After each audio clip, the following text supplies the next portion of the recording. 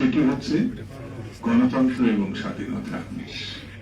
কোন অবস্থাতেই সাম্প্রদায়িকতা না, কোন অবস্থাতেই ভোট বাহিনীর পক্ষে না, কোন অবস্থাতেই বাংলাদেশে কোন ষড়যন্ত্রকারীরা ঠাঁই পাবে না।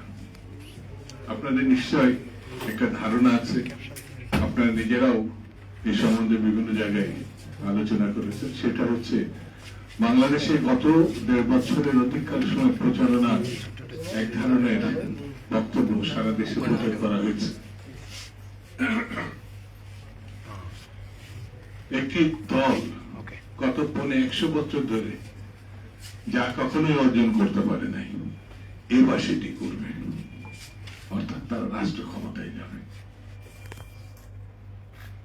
এই ধারণাটা তারা প্রচার করার চেষ্টা করেছে, প্রতিষ্ঠা করার চেষ্টা করেছে।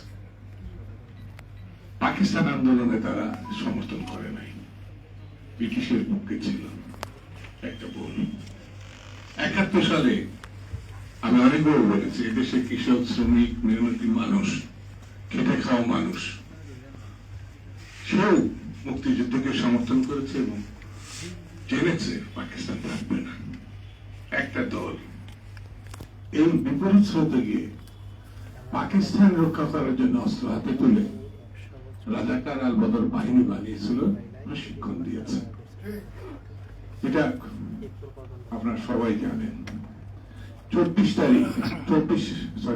সালে যে গণপ্রত্যান হয়েছেন 5 আগস্ট, সেই 24 সালে প্রথম এই দলটি আওয়ামী লীগকে মাফ করে দিয়েছে 24 ঘন্টার মধ্যে।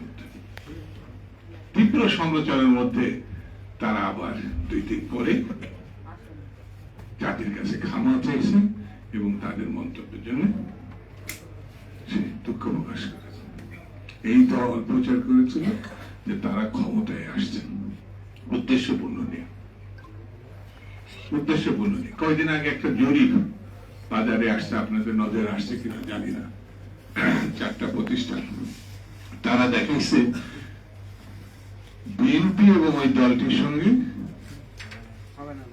একেবারে 1% কম না, মানে তীব্র প্রতিদ্বন্দ্বিতা হবে। আপনাদের নজরে আসছে কিনা, এটা একটা ধারণা দেওয়ার চেষ্টা যে তারা একেবারে বিএনপি ছুঁই অবস্থা। কেন?